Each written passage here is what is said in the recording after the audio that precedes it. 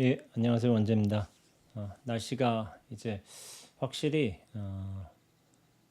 시원해지는 것 같아요. 저번 며칠 전인가 한 3, 4일 전에 비 오고 난 뒤에 비 왔을 때인가 굉장히 추웠거든요. 수도암에 추웠다기보다는 어, 온도가 밤의 온도가 밤 10시쯤에 한 20도 정도 내려갔어요. 지금도 한 21도 뭐 이 정도 내려가는 것 같은데 굉장히 좀 확실히 쳐서 지나고 나서 굉장히 시원해지는 것 같습니다. 가을이 오는 것 같습니다. 사실 오늘 영상을 찍는 게 지금 8월 마지막 날이에요. 31일.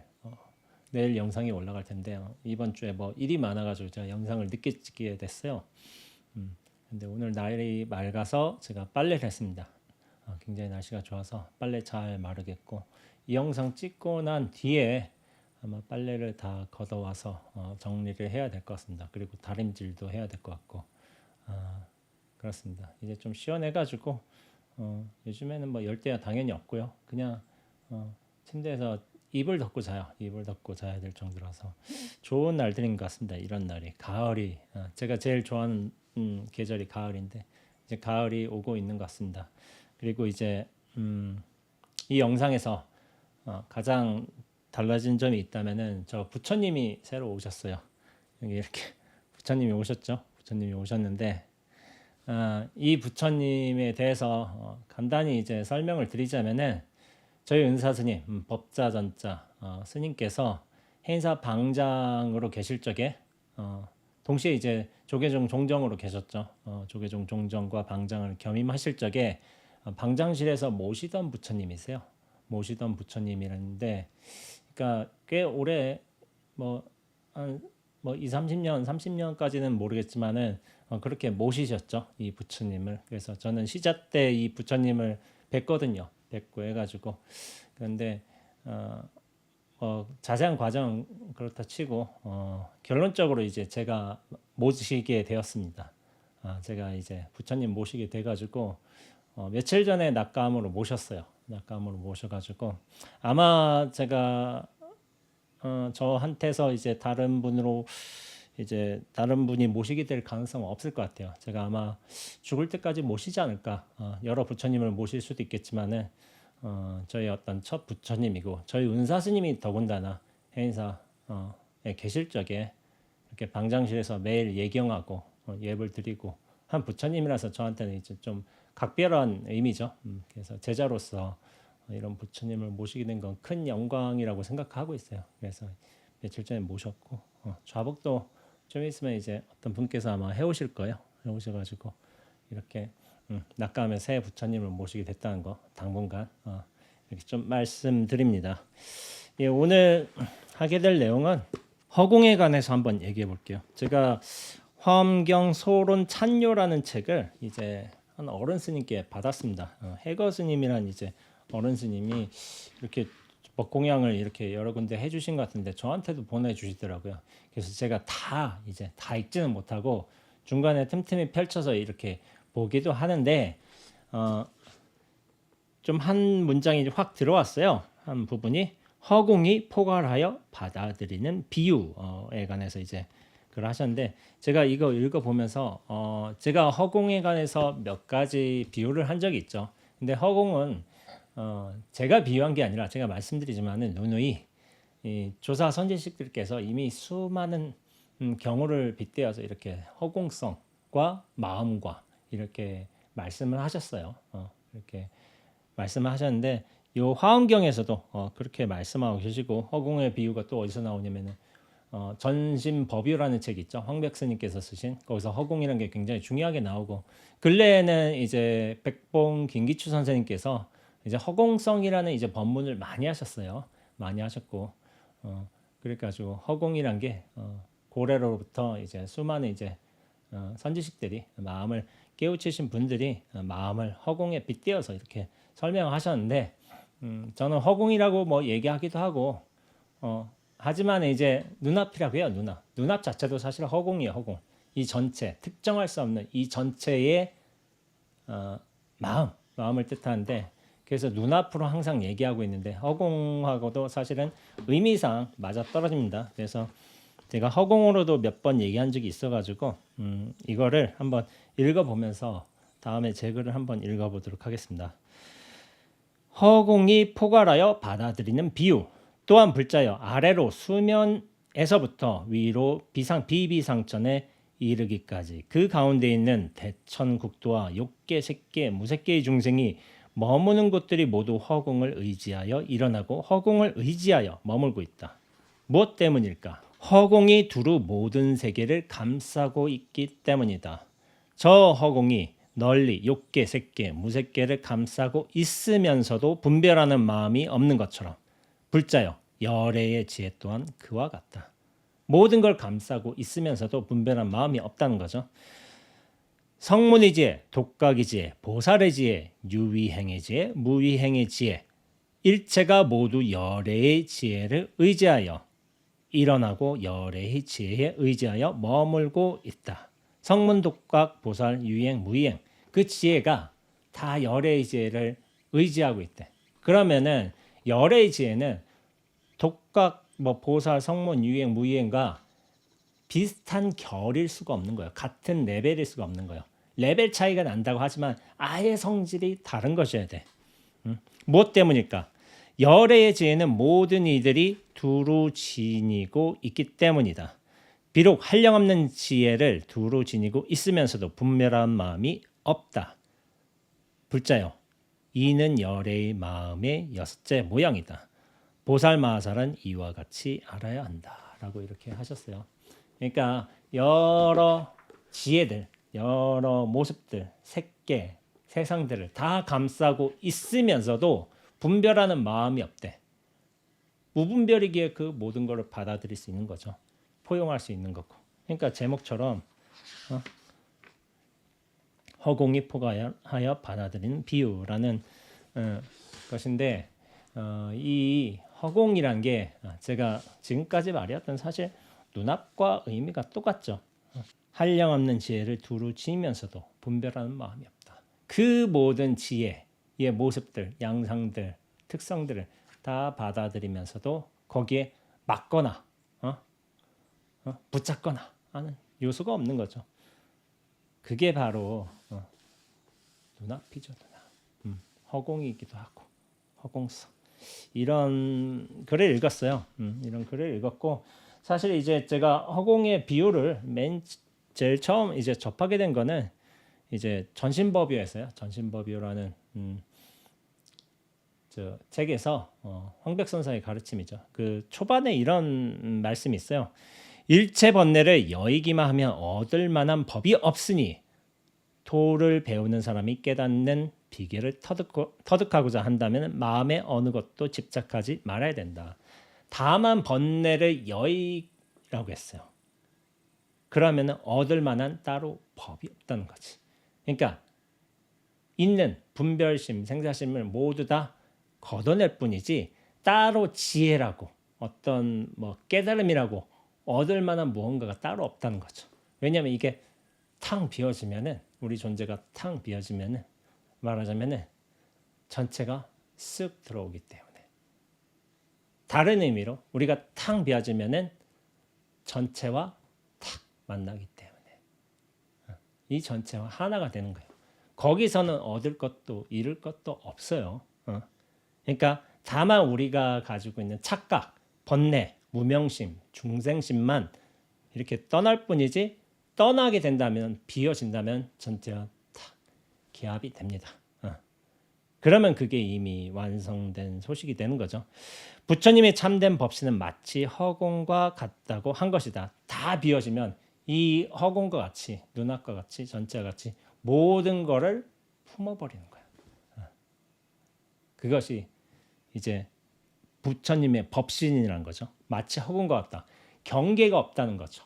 이 전체라는 거죠. 전체이고 그리고 뭐냐면은 전체를 감싸고 그 모든 낱낱의 현상, 상황, 생각, 어떤 장소들, 그런 걸 색수상행식을 모두 다 감싼다 하더라도 그 자체는 허공은 색수상행식도 아니잖아. 모양, 소리, 빛깔 만질 수 있는 것도 아니고, 없앨 수 있는 것도 아니고, 늘릴 수 있는 것도 아니고, 줄일 수도 있는 것도 아니고, 태울 수 있는 것도 아니고, 그렇죠.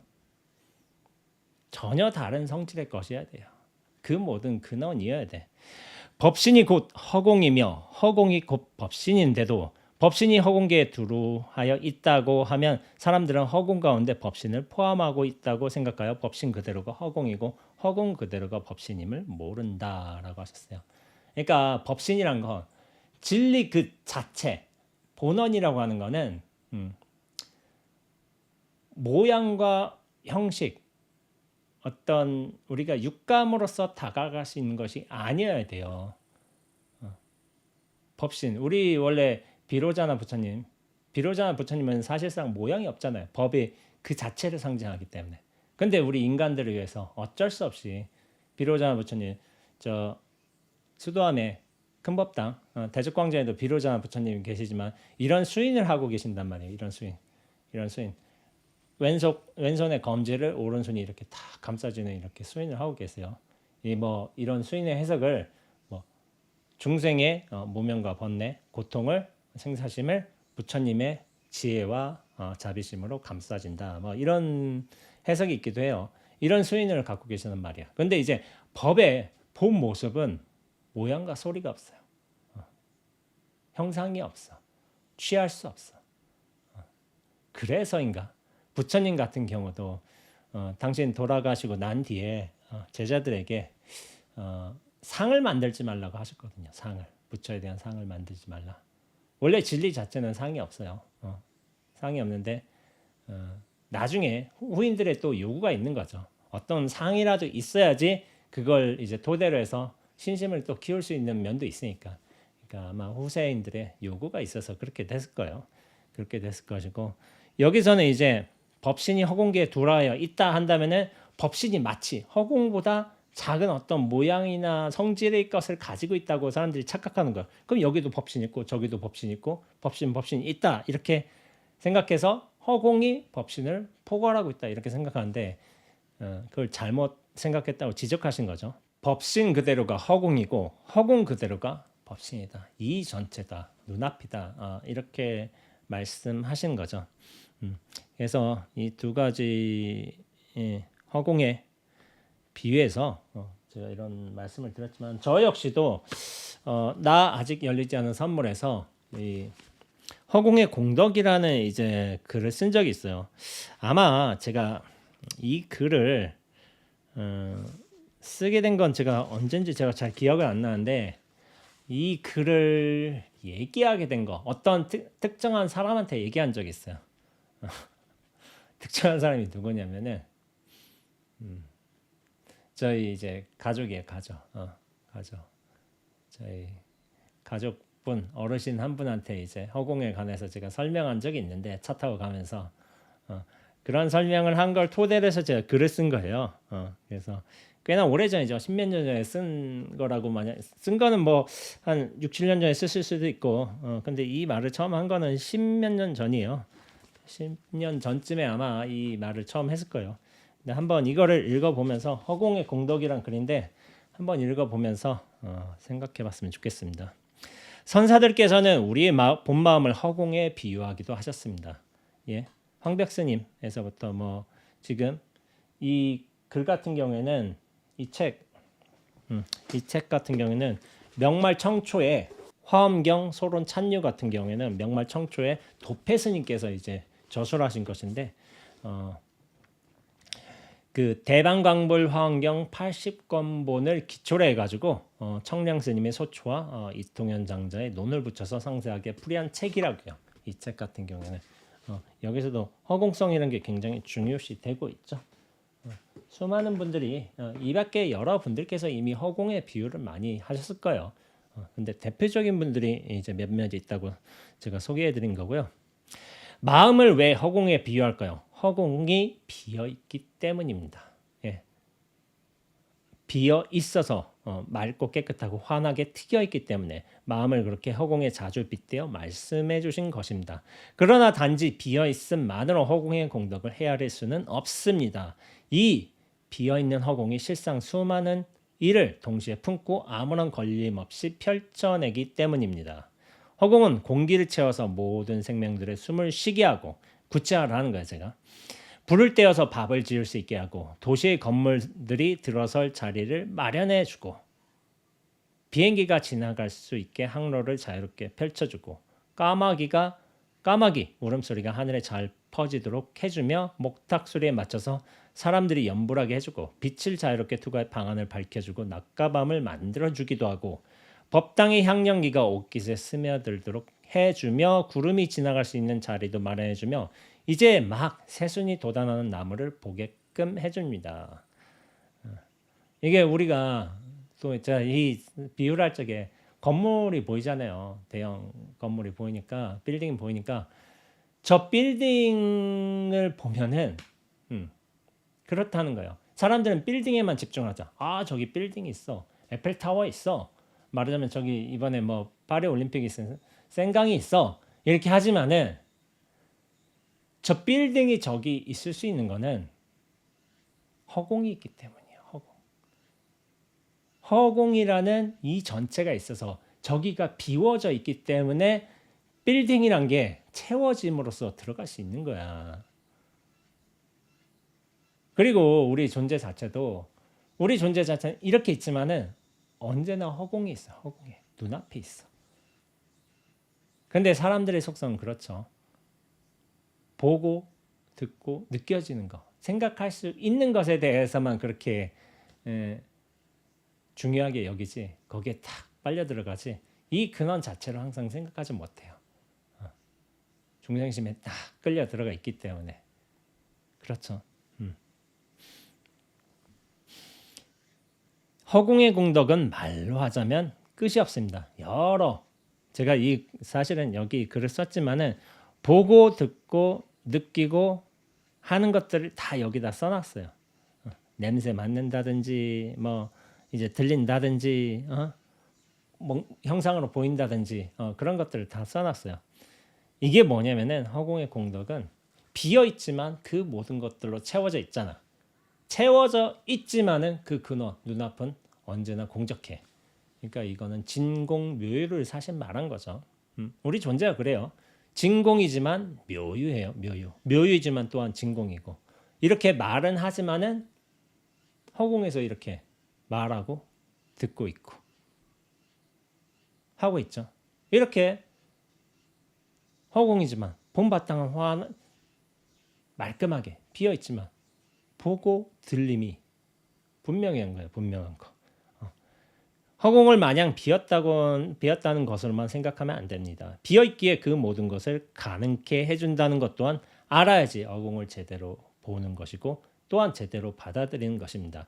이토록 비어있으면 수많은 일을 해내매도 허공은 결코 스스로 드러내거나 드높이지 않습니다. 허공이 무슨 인격이 있어서 내가 이만한 일을 해. 내가 니들 다 가능하게 해줘. 빌딩도 세워주고 새소리도 들리게 해주고 비도 맞게 해줘. 그게 내 역할이야. 내 공덕이야 라고 말하지 않잖아요. 허공은 아무 생각이 없어요. 모든 생명들이 숨을 쉬게 해줌에도 대가를 요구하지 않고 구름이 지나가며 자취를 만들지 않으며 까마귀 울음소리를 퍼뜨림에도 뜻도 없고 꽃봉오리를 보여줌에 허세를 떠는 것도 아닙니다. 허공에는 그 어떤 뜻도 없어요. 그런데 그 어떤 뜻도 없기에 그 모든 뜻을 품을 수 있는 게 허공인 거죠.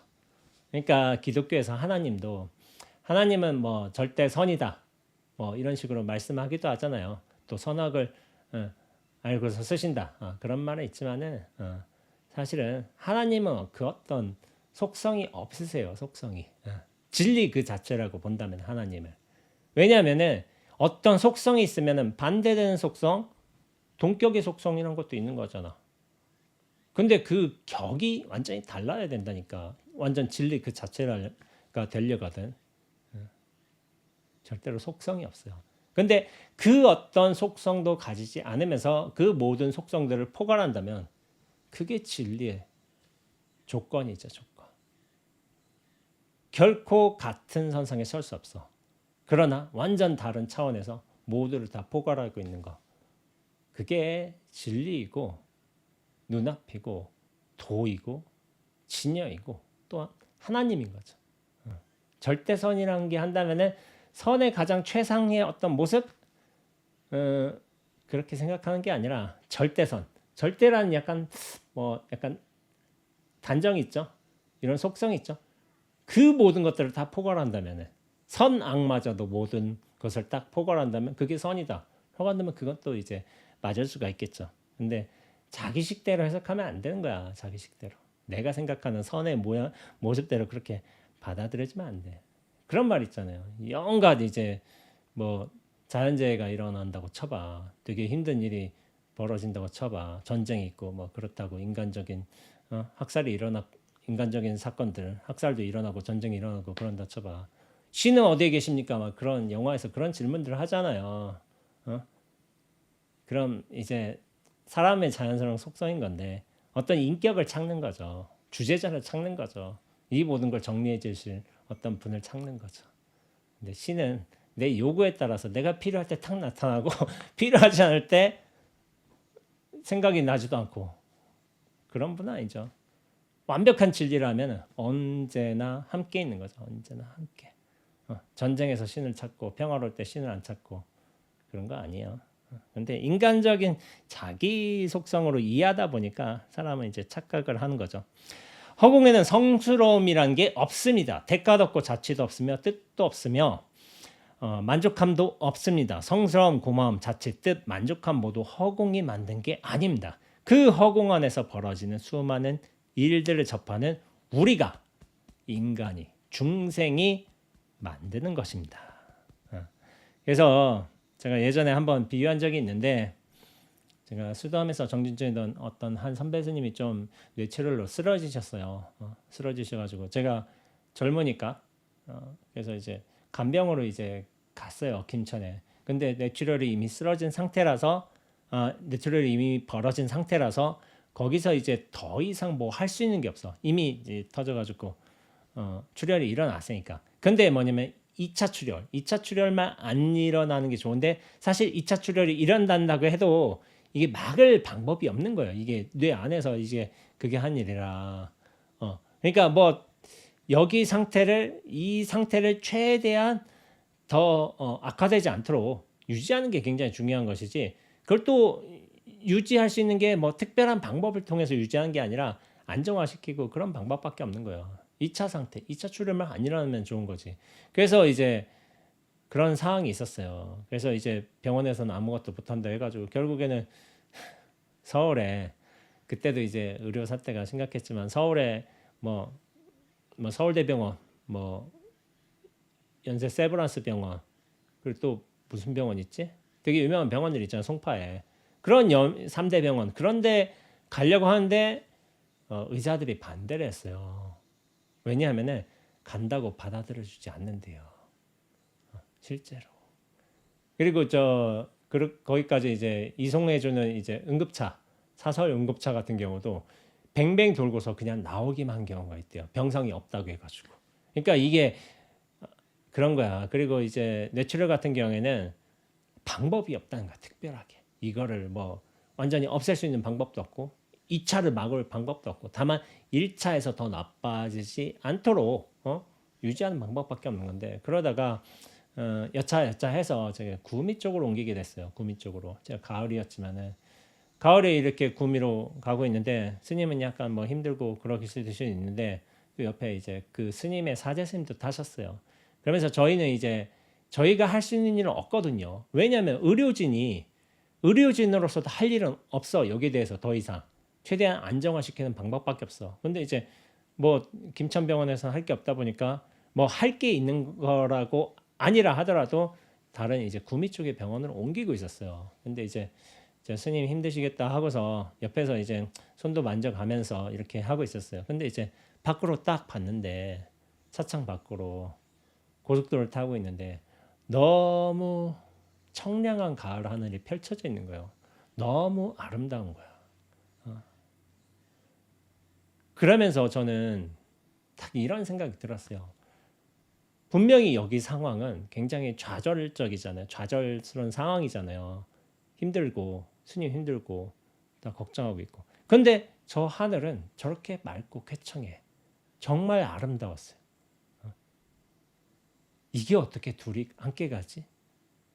이런 생각이 든 거야. 이게 사실은 생각이라기보다는 원래 그런 거죠. 하늘은 원래 무심해. 원래 본인의 인연 따라서 그 모든 상황들을 다 받아들여주고 있어. 가을이요. 날씨 뭐 고기압이야. 그럼 구름도 이뻐. 그러니까 이런 상황인데 여기서는 굉장히 힘든 상황이지만은 그럼 여기서 앰뷸런스 안에서만 힘들지. 그럼 다른 데서는 어때요? 학생들 가을에 소풍 갔을 사람들도 있을 거 아니야. 열심히 운동하는 사람들도 있을 수도 있고 말하자면 어디서 뭐 단풍놀이 갔을 사람들도 있을 수도 있고 그러니까 세상의 그 모든 상황들이 동시에 다 이렇게 펼쳐지는 거야 눈앞에서. 다만 그 김천에서 구미 가는 고속도로 안에서 앰뷸런스 안에서는 안타까운 상황이었던 거죠. 근데 그런 댓글이 있었어요. 제가 이렇게 하다가 정말 아름다운 가을 하늘을 보았다라고 하니까 어떤 분이 예전에 뭐 댓글을 그렇게 달았나? 그게 어떤 말도 안 되는 소리냐고. 사람 앞에서 죽으려고 하고 있는데 그 가을 하늘이 보이면 되냐? 하고서 그런 이제 비판을 하신 분이 계세요. 참 뭐 그렇게 말씀드리긴 그렇게 말씀하실 수는 있겠지만은 그러면 이렇게 되나? 요 스님 아프니까 하늘도 번개치고 내우 내리고 그래야 되나? 나는 여기에 정신 팔려서 여기에만 딱 해서 그 밝은 하늘, 청량한 하늘을 보면 안 되는 건가? 아니에요. 그거 다 인간적인 사람 내 해석이에요. 내가 여기에 이렇게 있기 때문에 하늘은 맑으면 안 된다? 그런 주장을 하고 있는 거지. 보이는 건 보이는 거예요. 가을 하늘이 푸르면 푸른 것이고 날씨가 안 좋아서 내우가 내리면 내우가 내리는 거고 그건 전혀 상관이 없어. 근데 인간적인 속성을 가지고서 야 여기가 안 좋으니 하늘도 이래야 되고 내 생각도 모두 다 이래야 되고 큰 착각이죠. 착각. 그 착각에서 벗어나는 게 굉장히 중요해요. 묘한 일이었어요. 묘한 일. 저한테는 묘한 경험이었어요. 참 하늘은 정말 무심하구나. 그리고 우리가 무심을 또 하늘이라고 부르죠. 근데 우리가 하늘에 대해서 굉장히 애처로워하는 것은 뭐냐면은 우리의 속성을 가지고 분별심을 가지고 하늘을 재단하려다 보니까 원망도 하게 되고 소리도 지르게 되고 그렇죠. 하늘 반응이 어때요? 그러면은 나한테 감히 소리 질러? 하면서 뭐 벼락 내려줘? 그렇지 않죠. 그 소리 잘 울려 퍼지게 허공에 잘 울려 퍼지게 도와주는 게 하늘인 거죠. 어떤 해도 입지 않아요. 근데 사람이 스스로 어리석은 거예요. 본래 무심인데 유심으로 그렇게 재단하려다 보니 사람들은 쓸데없이 힘만 낭비하는 거죠. 하늘의 속성이 원래 저러한데. 그쵸? 사람은 자기 마음을, 자기 생각을 자기 식대로 다 하늘에다 부여해줘. 부여해주고 나서 내 하늘이 옳다, 네 하늘이 그르다. 말하자면 종교정쟁도 그런 거지. 내 하늘, 내 하나님 여기가 옳은 것이고, 야 이슬람 하나님은 나쁜 거야 하고서 그렇게 하는 거죠. 다 인간들의 싸움인 거죠. 하늘은 거기에 대해서 얘기 안 하나? 한마디도 얘기 안 하죠. 그래서 무사공평한 거야. 하늘의 속성이 원래 아무런 일 없고 공평해요. 무심이에요. 그런데 여기서 가장 중요한 거 그렇죠. 우리가 성스러운 고마움, 자칫 뜻 그 모든 것이 내가 만드는 거야. 내가 만든 거. 허공 안에서 수많은 일이 벌어진다 하더라도 다 우리들의 생각이야. 그런데 나라는 존재 자체도 사실은 알고 보면 허공에서 일어난 하나의 조건이자 상황이요. 모습이야. 그러니까 어떻게 말하시냐면은 우리는 허공의 자식들이에요. 허공의 허공의 드러남이야, 드러남. 그런데 자꾸 자식들이 자기의 어떤 절대적인 아비라고 할 수 있죠. 아비 어미라고 할 수 있는 이 허공을 가지고 어떻게든 재단해 보려고, 어떻게든 해를 끼쳐 보려고, 어떻게든 의미 부여해 보려고 그렇게 하는 거. 애초부터 불가능한데.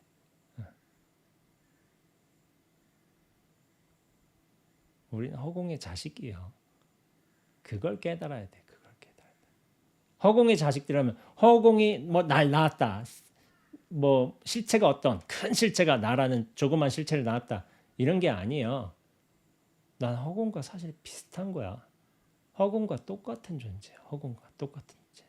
근데 인연 따라서 상황 따라서 이런 인간의 몸을 가지고 한국이란 나라에서 이렇게 태어나서 살아가는 거야. 그 근원은 똑같아요. 근원은 우리의 근원 자체는 허공을 닮아 있어. 근데 자꾸 몸과 생각에 이제 끄달려가지고 거기에 쏙 빠져 들어가서 이 근원을 모르는 거지. 근원을 만나려고 해. 이 착각, 나란 착각을 싹 벗어나면 허공과 곧장 만나는 거예요. 그런 의미에서 우리가 허공에서 드러났다는 차원에서 자식이라고 하는 거지. 어떤 뭐 허공에 어떤 절대자가 있어서 뭐 나를 딱 낳았다 이런 뜻이 아닌 거예요. 아무리 못난 중생도 잘난 성현들도 다 허공의 자식들인 거예요. 자식들. 우리는 그 본질을 다 갖고 있어. 진리의 본체를 갖고 있어. 그런데 그 착각의 범위, 밀도가 다 다른 거예요. 자기 착각이. 크기가 달라. 그래서 그걸 벗어나기가 힘든 거예요. 우리는 허공의 자식들이죠. 자부심을 가지세요. 허공의 자식들이에요. 자, 마음이란 게 바로 이 허공과 같은 겁니다. 마음은 그 스스로 성스러움, 고마움, 자칫, 뜻, 만족함을 만들어내지 않습니다. 그런 것들을 요구하지도 않습니다. 하지만 마음을 잘 모르고 마음을 잘 쓰지 못하는 우리 중생들이 온갖 다채로운 의미를 부여하고 이를 찬탄하며 혹은 아쉬움을 느끼기도 하고 다시 고마움을 느끼다가 그렇게 온갖 생각과 감정을 왔다 갔다 합니다. 수시로 왔다 갔다 하겠죠. 하루에 수만 차례. 마음에는 뜻이 없습니다. 그 어떤 뜻도 가지고 있지 않지만 그 모든 뜻을 품어주기에 허공은 무한한 공덕을 지니는 것입니다. 뜻이 없어. 근데 그 모든 뜻을 다 품어줘. 이게 허공의 공덕이죠. 그래서 제가 마지막에 유명한 이제 문답을 제가 하겠죠. 달마하고 양모제 문답인데 양모제가 물었다. 무엇이 성스러운 진리의 제일 첫 번째 뜻입니까? 성스러운 진리가 있어. 그 진리가 제일 첫 번째 드러내는 뜻이 무엇이냐? 라고 하니까 달마가 대답했죠. 텅 비어서 성스럽다 할 것조차도 없습니다. 양무제는 진리는 성스러운 거야. 이 성스러운 진리의 제일 첫 번째가 무엇이냐? 그럼 제일 첫 번째는 무엇입니다. 라고 얘기를 해야 되잖아요. 근데 달마는 어떻게 했어요? 그 전제 조건을 싹 치워버렸어요. 다 깨부셨어. 진리가 성스럽다는 그 착각을 탁 날려버린 거예요. 진리는 이렇게 텅 비어서 환하게 열려서 거기에는 성스럽다고 하는 그 흔적, 의미조차도 없다는 거예요. 그걸 말한 거예요. 그걸 말한 것이고 여기서 허공의 공덕이란 제가 글을 마쳤어요. 글을 마쳤는데 내용이 너무 짧은 것 같아. 한 30몇 분 했나? 35분쯤 했나? 그런 것 같아요. 그래서 제가 부가적으로 좀 몇 가지 좀 더 얘기를 해볼까 해서 좀 가져왔어요. 사람의 모습이 약간 허공을 닮는다? 라고 한다면 약간 그런 게 어떤 게 있을까? 라고 생각해 보면은 되게 어떤 사람은 잘생겼다, 못생겼다 그런 걸 둘째치고 뭔가 말끔하게 생겼다 그런 느낌을 가진 사람도 있잖아요. 그런 느낌이 받을 수가 있어. 그러니까 얼굴상으로서 허공과 같지는 않지만은 뭔가 말끔하다라고 할 만한 얼굴을 제가 누구를 예를 들냐면은 전도연 배우를 들어요. 전도연 씨 같은 경우에는 그렇게 예쁜 얼굴도 아니고 뭐 그렇다고 못생긴 얼굴도 아니고 그렇다고 독특한 얼굴도 아니고 무언가 규정할 수 없는 어떤 묘한 매력이 있어요. 약간 말끔한 매력? 뭐 그렇게 말하긴 좀 그렇지만은 뭔가 묘해. 그래서 이제 제가 전도연 배우를 좋아했는데 근데 잘 얘기할 수는 없었어요. 저 사람 어떤 마스크가 굉장히 좀 매력적이긴 한데 무슨 매력인지 모르겠어. 근데 제가 그 이유를 한 메이크업 아티스트가 얘기한 걸 듣고서 전두현 얼굴에 대한 평가를 듣고 나서 아, 내가 그래서 좋아했구나. 그런 생각을 한 적이 있어요. 그러니까 그 메이크업 아티스트가 무슨 말을 하냐면은 전도연 배우의 얼굴은 마치 흰 도화지 같아요. 흰 도화지 같아. 무슨 색을 입혀도 잘 들어가거든요. 그래서 저희 아티스트들 입장에서는 굉장히 선호하는 얼굴이에요. 그러니까 선악도 없어. 어떤 잘생김 못생김도 없어. 어떤 흰 도화지 같은 얼굴이야. 그러니까 내가 메이크업을 어떻게 하느냐에 따라서 악인도 되고 선인도 돼. 잘생긴 사람도 되고 못생긴 사람도 돼. 좀 비열한 사람도 되고 뭐 순진한 사람도 돼. 그게 가능한 얼굴인 거야. 근데 그 가능하려거든 얼굴이 어떻게 되냐면 백지가 돼야 된다. 백지. 그 어떤 형태, 모양, 속성, 뭐 분별심이라든지 그런 게 한쪽으로 싹 이제 끌려 들어가지 않은 어떤 평정한 얼굴이 되어야 돼요. 그걸 이제 흰도화지, 백지 같은 얼굴이라고 하는 거예요. 그러니까 그래서 굉장히 매력이 있구나. 저는 그런 생각을 했던 거예요. 이런 캐릭터, 저런 캐릭터 다 소화하는 거죠, 사람이. 그러니까 전도연이란 배우가 선한 역할만 했겠어요? 악한 역할도 했어요. 근데 선한 역할도 잘 어울리고 악한 역할도 잘 어울려. 그러니까 얼굴의 어떤 모습, 얼굴상에서도 그게 좀 드러나겠지만은 캐릭터 자체도 두 개 참 잘 어울리는 사람 같아요. 그러니까 무채색의 얼굴이야말로 어떻게 보면 배우한테는 천혜의 얼굴인 거예요. 어떤 역할이든 소화할 수 있게끔 다 변신할 수 있으니까. 그래서 비어 있음이란 것도 어떻게 보면 이런 차원에서 해석이 가능할까 싶어요. 그러니까 전도연이란 배우는 그 얼굴이 백지처럼 비어 있기 때문에 그 모든 역할을 다 수용할 수 있는 거야. 다 발현할 수 있는 거야. 그게 가능한 얼굴인 거죠. 얼굴적으로 해석하자면 그래요. 그리고 제가 이제 책을 지금 예전에 얘기한 적이 있나? 저희 글 선생님이 계세요. 박상훈 선생님이라고 소설가라는 책을 써내신 적이 있어요. 이건 소설은 아니고 소설이란 작업과 소설가라는 어떤 인물에 관해서 당신도 소설가였으니까. 그러니까 소설가는 어떤 소설을 쓰고 어떤 자세를 가지고 마음가짐을 가지는지 그런 거에 대해서 스스로 분석을 하셨는데 224페이지에 좀 인상적인 부분이 있었어요. 당신께서 좀 불교에 많이 이제 천착하셨거든요. 그러니까 이런 글을 쓰신 것 같은데 소설을 집필하는 과정을 나는 명상이나 참선에 비유한다. 명상이나 참선이나 모두 자신을 비우는 과정이다. 자신을 비우려 하는 건 자신의 내면에 들어찬 것들이 세속적으로 불순하다는 판단 때문이다.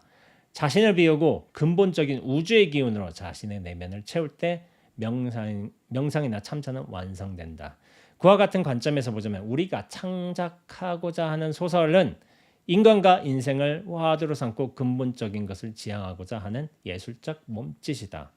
때문에 그것을 구현하는 동안 나, 소설가는 철저하게 소멸될 필요가 있다. 나라는 자의식이 개입하면 소설이 주관적 산물로 전락하고 애초에 의도했던 객관적 세계성이 소멸된다. 그러니 나를 죽이고 참다운 나로 만들어야 비로소 신세계가 열린다. 소설 집중력의 산물이니 명상이나 참선의 과정과 하등 다를 바가 없다. 세상만사 모든 것은 본질을 지향하는 것이다. 그러니까 여기서는 이제 나라는 게 나의 생각이란 게 내면에 들어찬 것들이 세속적으로 불순하다는 판단 때문에 뭐 그것을 뭐 지우고 소멸될 필요가 있다.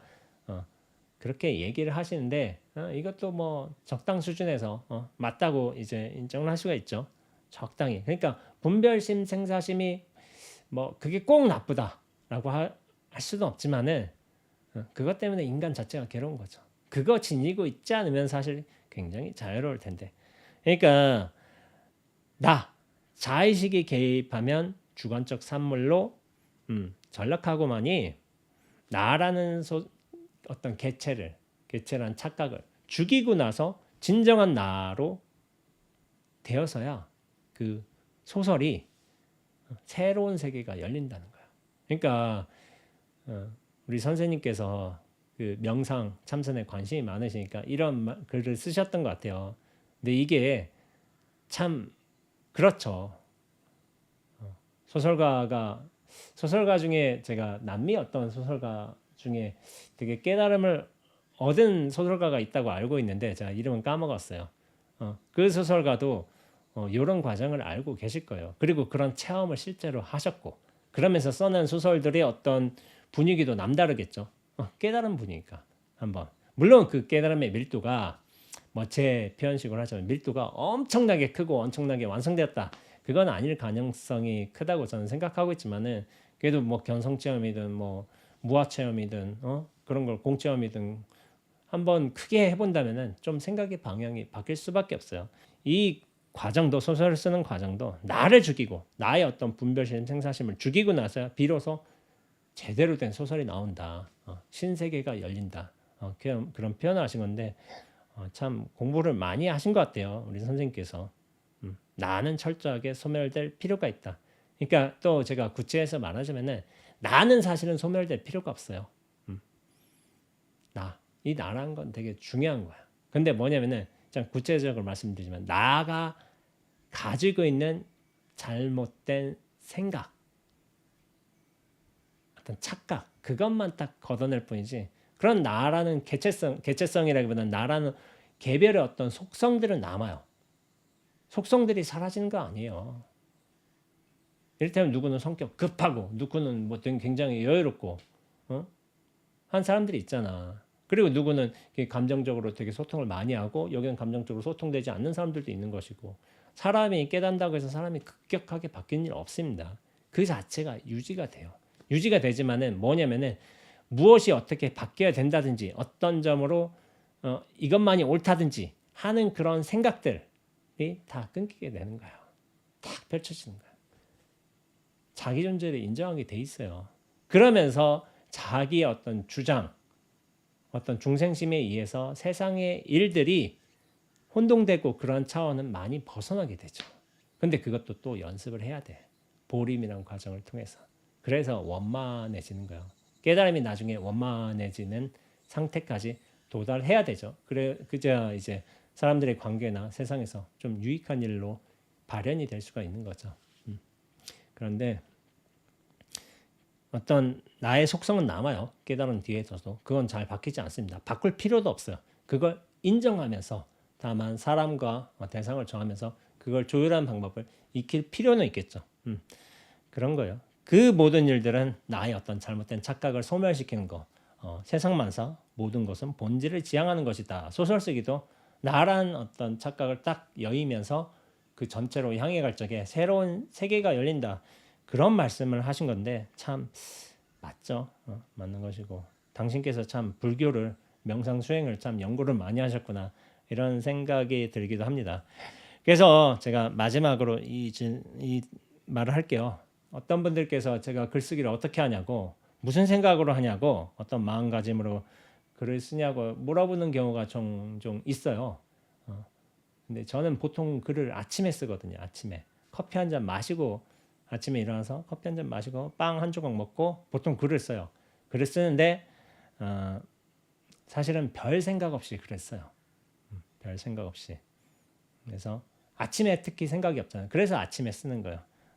근데 저는 약간 글을 쓰는 스타일이 뭐냐면 생각나는 대로 글을 쓰자는 타입인 거예요. 물론 이걸 정확하게 다 뭐 계획까지 해놓고 프레임도 다 짜놓고 글을 쓰는 게 아니라 프레임은 대충 좀 얼개만 쌓아놔 이렇게 그려놓고 나서 그 내용들 글의 구체적인 내용들은 이 대충의 얼개를 따라서 나는 자연스럽게 흘려낸다는 생각으로 써요.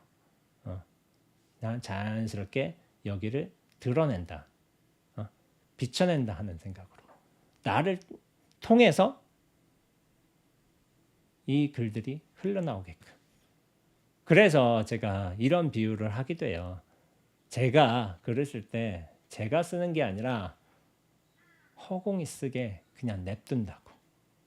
허공이 나란 인연을, 나란 어떤 원죄라는 한 조건 상황이잖아요. 특성도 있겠고, 내가 글을 쓴다는 생각보다는 그냥 허공이 나란 인연을 거치면서 펜대에서, 지금은 뭐 키보드겠죠. 키보드를 통해서 자연스럽게 흘러나오게끔 나는 그냥 허공에 내맡기는 편이에요. 그래서 허공이 글을 쓴다고 제가 얘기하는 경우도 있어요. 그러니까 허공에 다 내맡기는 거야. 내 생각을 쓰겠다, 내 어떤 관점을 쓰겠다, 그게 아니라 자연스럽게 허공에 내맡기면은 그런 대충의 프레임은 짜여져 있잖아. 그럼 여기서 쓱 나오는 거예요. 그러니까 저는 글쓰기가 굉장히 힘들진 않아요. 엄청나게 생각을 해야 해서 쓰는 경우는 아니거든요. 자연스럽게 내맡겨가지고 그 흐름만 내가 살짝 조절해주자, 그런 느낌으로 쓰고 있기 때문에 글쓰기의 어떤 창작의 고통 이런 건 잘 모릅니다. 대충 쓰자, 자연스럽게 쓰자, 이 호흡 따라 쓰자, 그것이 저의 어떤 글쓰기 원칙이기 때문에 창작의 고통은 없어요. 그냥 내맡기면 자연스러워진다고 생각하고 있습니다. 그래서 제가 제 글의 어떤 특징을 호흡을 따라서 쓴다, 호흡을 살린다, 그런 게 좀 있는 것 같아요. 그 이외에 뭐 명문들 뭐 그런 거는 잘 몰라요. 저보다 글 잘 쓰는 사람들은 훨씬 많아요. 무수짓으로 많습니다. 저는 잘 쓰는 건 아니에요. 잘 쓰는 건 아니지만 그나마 제가 뭐 잘한다고 생각하는 건 호흡에 맞춰서 호흡을 살려내는 글을 쓰느냐, 그거는 좀 어려운 과정이라고 저는 생각을 해요. 전 글의 뭐 어떤 수준은 굉장히 높지는 않지만은 되게 얕은 수준이라고 생각하고 있어요. 근데 그 호흡을 맞춰서 쓰는 글은 그거는 굉장히 저는 고급 기술이라고 생각하고 있어요. 그렇게 맞춰 쓰는 분은 작가분들 중에서 별로 없습니다. 그렇기 때문에 제 문장력은 좀 딸리지만은 그 호흡에 맞춰서 쓴다. 근데 그 호흡에 맞추는 거는 내 호흡을 미 드러난 것이기도 하지만 근원적으로는 이 호흡의 근원을 허공에 맡긴다는 생각으로 글을 써요. 그러면 굉장히 좀 자연스러워지는 것 같습니다. 그래서 제가 글 쓰는 방식이 어떻게 보면은 이제 우리 박상호 선생님께서 말씀하신 나라는 어떤 그 착각을 죽이고 나서, 그러니까 나란 존재가 잘 비워져 있어야지 내맡길 수 있는 거지. 허공이 딱 보고서 딱 거쳐서 딱 펜으로 드러나는 거죠. 여기에 많은 것들이, 내 안에 많은 생각들, 기준들, 뭐 강력한 뭐 의지들 뭐 이런 것들이 다 있다고 쳐봐. 그럼 이게 자연스럽게 나오겠어요? 안 되겠지.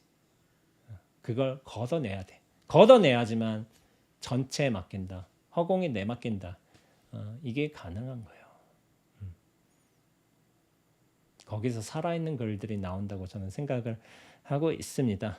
예, 오늘 허공의 공덕에 관해서 얘기했는데 한 50분 정도 된 것 같아요. 그래서 한번 뭐 허공에 관해서 대상들 보면서, 상황들 보면서 상황이 저렇구나, 뭐 그렇게 생각할 게 아니라 사람이 저렇구나, 뭐 건물이 저렇구나, 그렇게 생각할 게 아니라 동시에 허공을 보는 거, 동시에 전체를 보는 거, 그걸 잘 연습도 해보시고 수행 정진도 잘 해보셨으면 좋겠습니다. 다음 영상은 아마 보현사 법회 때 영상으로 아마 올라갈 것 같습니다. 9월 7일 날 오후 2시에 서울에 있는 어디지? 상계동 보현사에서 오후 2시에 법회가 있으니까 근처에 계신 분들은 경기권에서도 많이 찾아와 주시면 좋겠습니다. 그럼 상계동 보현사에서 뵙겠습니다.